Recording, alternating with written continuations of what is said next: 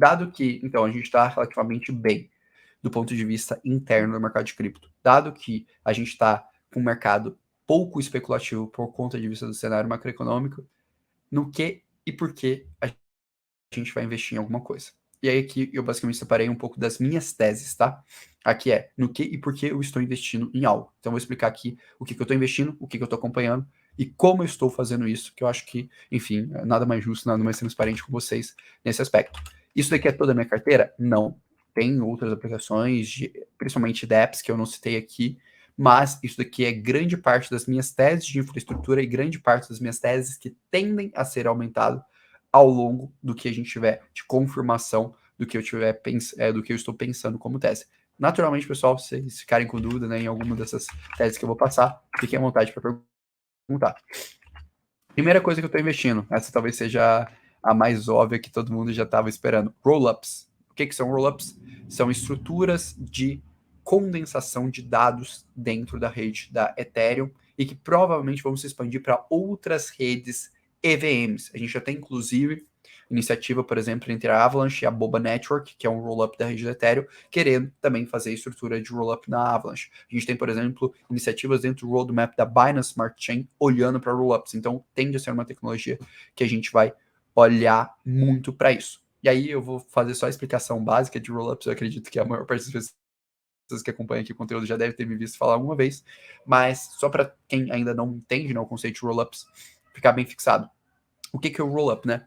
O rollup é o seguinte: imaginem uma cidade. A gente tem uma cidade que tem 100 casas, e essa cidade, de 2016 para 2023, começou a se tornar extremamente relevante e começou a sofrer com especulação imobiliária. Então, essa cidade começou a vir muita gente, ela está na sua ocupação máxima, as casas estão extremamente caras e não tem como a gente, para a maioria das pessoas, morar nessa cidade. Como a gente resolve esse problema? Basicamente, a gente derruba a casa e melhora o nosso aproveitamento da metragem quadrada dessa casa, que é justamente construindo prédios. Pô, o pessoal tá me zoando aí no chat, já me deram até recomendação médica, que isso. Faz parte. Não, cara, o São Paulo aqui tá puxado, tá frio. Mas enfim, voltando à explicação, mas basicamente, né, o que é um prédio? Um prédio são várias casas comprimidas, assim como um roll-up. São várias transações que se comprimem e se registram em um único espaço no Ethereum. Por que estou de olho em roll-up? Porque, para mim, é uma das teses mais fortes que a gente pode ter nos próximos ciclos. Primeiro, EIP 4484, no final desse trimestre. O que é essa IP? Essa IP vai mudar a forma que a gente registra dados dentro da rede do Ethereum e vai reduzir em 20 vezes o custo de rollup. O que isso significa? Basicamente, se hoje você paga $1 para interagir com o rollup, você vai pagar 5 centavos de dólar. Então a gente vai reduzir o custo de 20 vezes nos rollups, que são responsáveis por 90% do custo de operações dos rollups. Então a gente vai ter um super incentivo para que os rollups fiquem mais baratos e suportem mais transações e sejam mais interessantes. Segundo ponto, Dunking Shardings nos próximos 2 anos. Esse é um dos temas mais quentes que existem no mercado de cripto do ponto de vista técnico. Praticamente ninguém explica. Eu vou buscar, provavelmente a gente faz uma live, se vocês quiserem, me avisem, que a gente faz isso para vocês. Só deixarem no chat também se vocês têm interesse sobre isso. Mas, basicamente, é uma mudança na forma de registro de dados que vai reduzir em até 100 vezes o custo do rollup. Por fim, grande desenvolvimento acadêmico. Esse é um dos assuntos que mais está sendo estudado, pesquisado e investido pelo mercado de modo geral. Então, para mim, é um momento muito interessante. E aí o Claudio perguntou, né? Como você está vendo soluções de camada para esse ano? Cara, eu estou vendo as soluções de segunda camada como um momento muito interessante. E aí eu acho que vale a pena eu até fazer um comentário aqui, que, por exemplo, eu coloquei 4 ativos aqui, que são 4 dos ativos que eu estou mais acompanhando. Arbitrum, Polygon, ZK-Sync e Lia.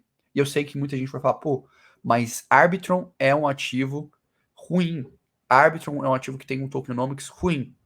Não discordo. Arbitrum realmente tem um tokenomics praticamente inútil.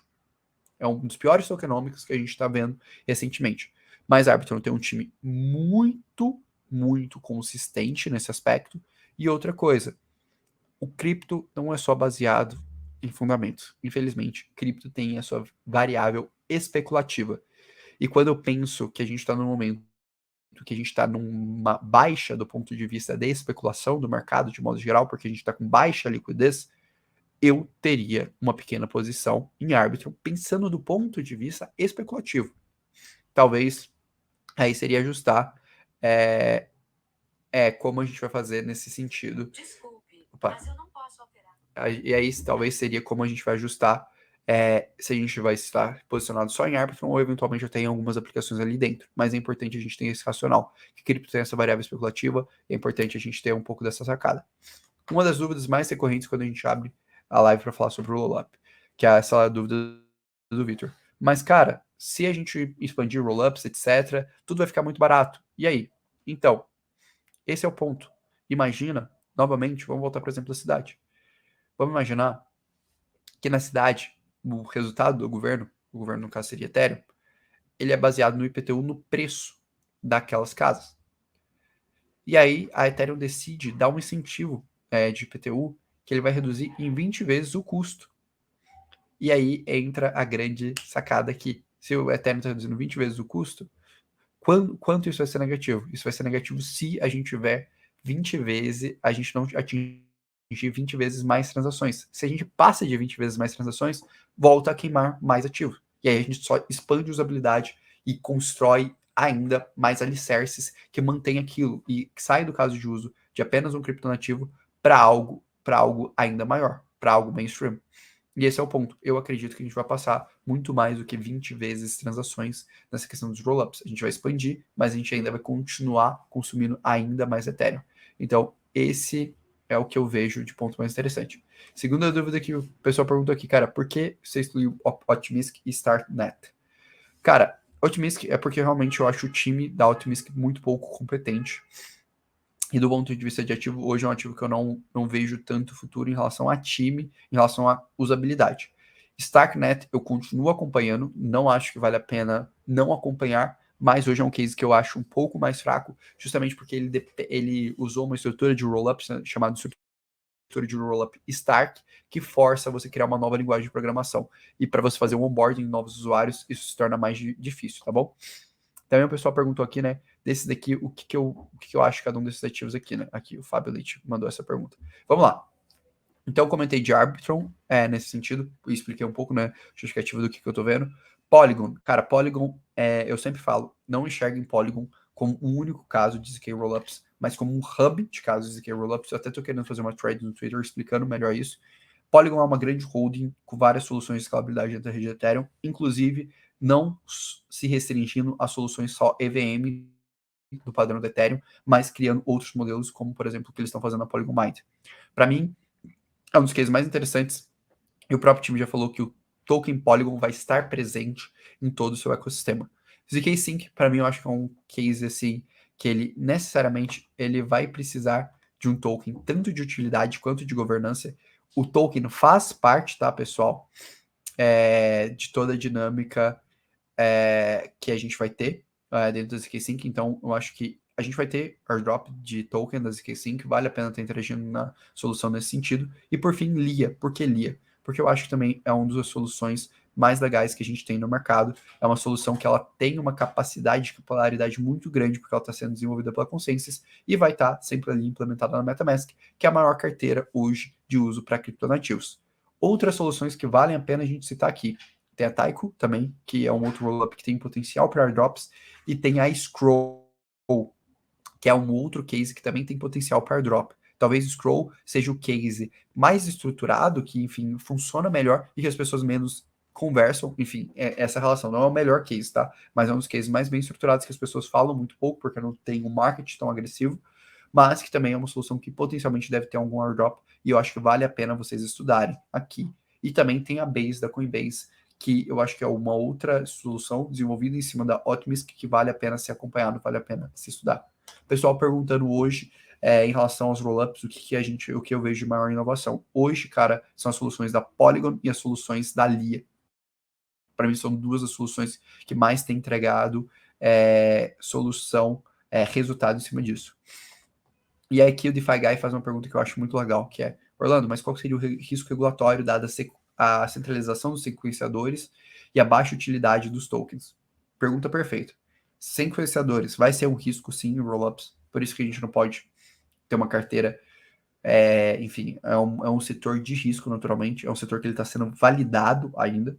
Hoje, a maior parte dos rollups ele funciona apenas com um único validador, apesar dos saldos ali, caso aconteça alguma coisa, eles vão, por conta deles estarem distribuídos com a segurança do Ethereum, você não vai perder provavelmente a grana, mas eventualmente pode ser que a solução em si seja censurada e pare de funcionar, apesar de eu achar uma probabilidade baixa, mas é um risco ser considerável. E sobre a baixa utilidade, eu acho que a gente vai construir utilidade ao longo do ciclo. O ponto é que, como a gente está no momento de baixíssima especulação, eventualmente vale a pena posicionar em alguns cases de forma pequena, que não tem um tokenomics tão claro, uma utilidade tão clara no token, surfar essa especulação e depois sair no momento que o mercado começar a desaquecer.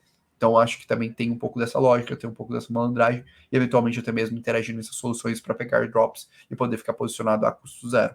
Então, acho que é um pouco da forma que eu estou pensando e lidando com essa dinâmica, tá bom? DeFi. Pessoal falando aqui que entrou para dar o like, que concorda. Deixa eu ver o que a galera está comentando aqui. O pessoal comentando aqui só Ether tem tokenomics. Eu tenho a concordar em partes com isso. Acho que grande parte do mercado realmente falha muito em tokenomics. A gente ainda tem uma vertente especulativa muito grande. E o pessoal perguntando da Base, Coinbase também acho que é um ponto muito, muito importante que a gente tem que estar de olho aqui. Thiago Vilela aqui, pô, participando, falando na documentação oficial da ZK5, pô, excelente contribuição aqui. Pô, tô feliz que estou vendo uma galera que eu conheço que é brother aqui. Mas bora lá. Segundo setor que eu tô olhando, Data Viability, porque senão essa live vai ficar de mais de 1h30 e a galera vai começar a brigar comigo. O que a gente tem em Data Viability que eu acho interessante? Celestia, Aging Layer e Avail, que é o spin-off da Polygon, né? Tinha Polygon Avail, o time da Polygon recentemente saiu, né? O time da Polygon Avail saiu e criou a Avail. Por quê? Primeiro, são essenciais para o desenvolvimento de rollups e para toda a comunicação de estruturas de execução. Se a gente está enxergando um mundo que vai ter a modularização da blockchain, a gente vai precisar dessas estruturas. Farão uma parte fundamental da farão uma parte fundamental de toda a estrutura de Dunkin' Shardings, principalmente para a gente falar em relação à comunicação de dados, para a gente falar da própria estrutura de MEV, provavelmente vão fazer parte dessa estrutura, e fazem parte do novo formato de blockchain. Então, esses são 3 pontos que eu vejo fundamentais. Cases que estão aqui fazendo um pouco dessa estrutura. Celestia, Aging Layer, apesar de ser uma estrutura de restaking, ele acaba usando alguns conceitos de data viability, então acho que acaba se encaixando aqui. E a Veil da Polygon.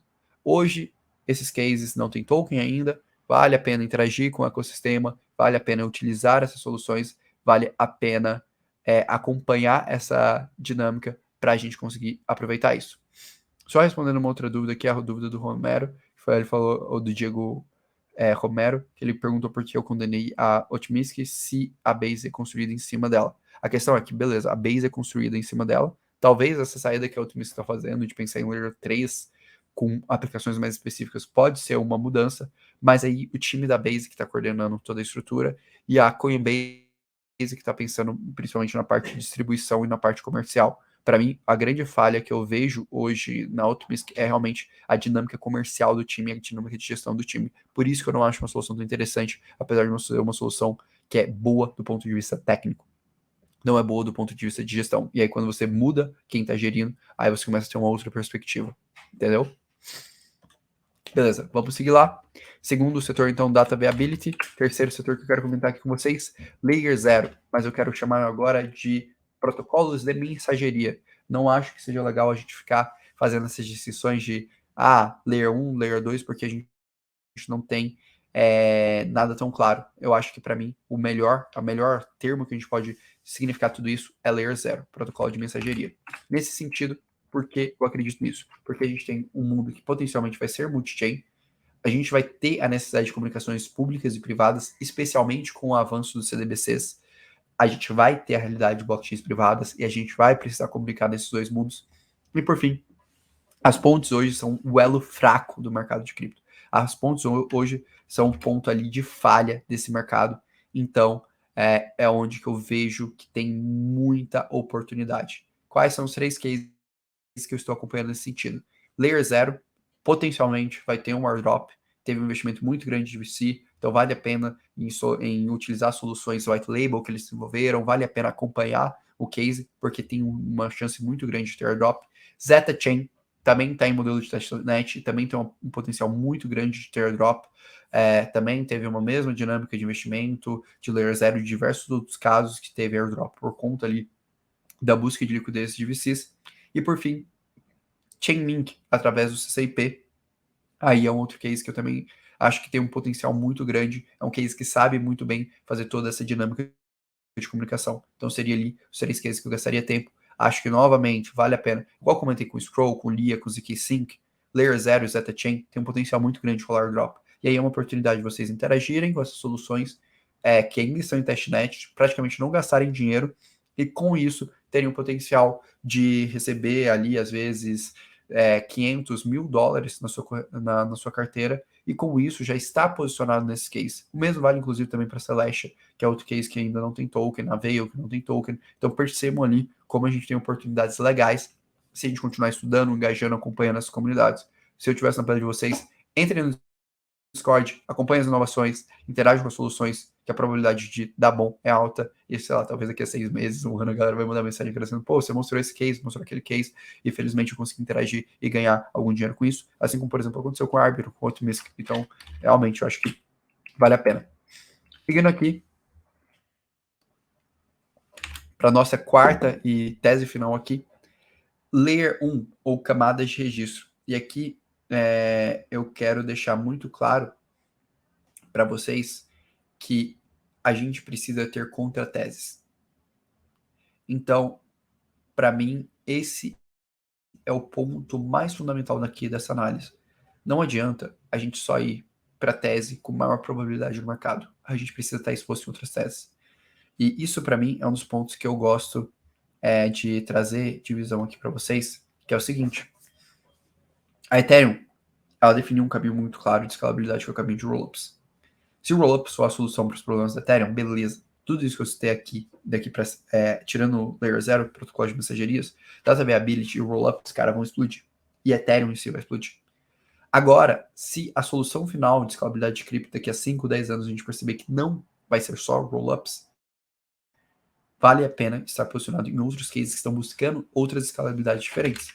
E aqui eu deixei 3 cases que fazem coisas relativamente parecidas em relação à escalabilidade, que é a NEAR, que vai para um caminho de fragmentação, a Polkadot, que vai fragmentação, no caso, para estruturas de sharding, a Polkadot, que vai para um caminho de fractais de escalabilidade, e a Evemos, que é uma outra solução que eu acho que vale muito a pena acompanhar, que é uma estrutura mais de adaptação de VMs, e enfim, que traz ali uma possível comunicação com o ecossistema da Cosmos. Para mim, a gente ainda pode ter o cenário de AppChains, a gente pode ter essa dinâmica. E é aqui eu acho que é legal da gente responder outra dúvida aqui do Diego, que é, acredito também em Layer 0, mas você não acredita que isso seria uma narrativa para um próximo ciclo?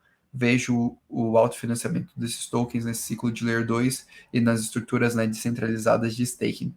Então, acho válido a visão que você está trazendo, cara, mas eu acho que a gente precisa ter uma carteira diversificada em relação a teses. E a gente ficar só se prendendo a tese principal do mercado pode dar errado caso essa tese principal não se concretize. Outra dúvida, por que não adicionei Cosmos? Cara, porque hoje o token Atom ele ainda não conseguiu se consolidar como um token ali de segurança da rede, não consegue capturar o crescimento do Cosmos Hub. Então isso para mim é um ponto negativo. Um outro ponto, eu acho que até vale um parênteses aqui, que é em relação a Polkadot. Polkadot, apesar de ser um case que eu vejo muito potencial, eu tenho percebido que a política de tokenomics do Polkadot tem sido ruim, de modo geral. As paratinhas não capturaram tanto valor quanto se era imaginado, provavelmente pelo desenho, quando a gente teve no bear market. E hoje os usuários, eles estão pagando, apesar de terem taxas baratas e uma solução boa na Polkadot, eles estão pagando o custo disso através da inflação daquele ecossistema. E assim, para mim, isso até pode ser uma das contrateses fortes para o Polkadot. Talvez seria um dos motivos que eu até tomaria um pouquinho de cuidado no excesso de exposição em Polkadot. Então, acho que até vale mesmo uma parte da reflexão que eu estou fazendo para a questão de Atom, não estou fazendo nesses pontos. Pessoal perguntando sobre plataformas de derivativos, eu acho uma tese legal, mas eu acho uma tese mais arriscada do ponto de vista regulatório. Por isso que hoje eu estou focando na parte de infraestrutura, tá? Até justificando porque a gente deu esse direcionamento. Acho que infraestrutura é a tese mais clara para o próximo ciclo de alta do mercado. E aí, seguindo aqui, eu só quero compartilhar uma visão de como eu acredito que vai ser o mercado de cripto. Eu acho que o mercado de cripto vai ser um mercado multi-chain, ele vai ser um mercado que vai se comunicar com diversas soluções, e ele vai ser parecido com essa ideia aqui, que a gente vai ter conexão, a gente vai precisar de estrutura de mensageria, a gente vai ter camadas de execução, e basicamente a gente cada vez vai fragmentar mais a blockchain. Então, para mim, essas são as minhas teses centrais em relação a tudo do mercado de cripto, e é um pouco do que eu estou investindo. Então, deixa eu até deixar fácil aqui para vocês. Setores que eu mais estou de olho: Rollups, Data Viability, Layer 0 e Layer 1. Expliquei um pouco aí sobre cada um deles.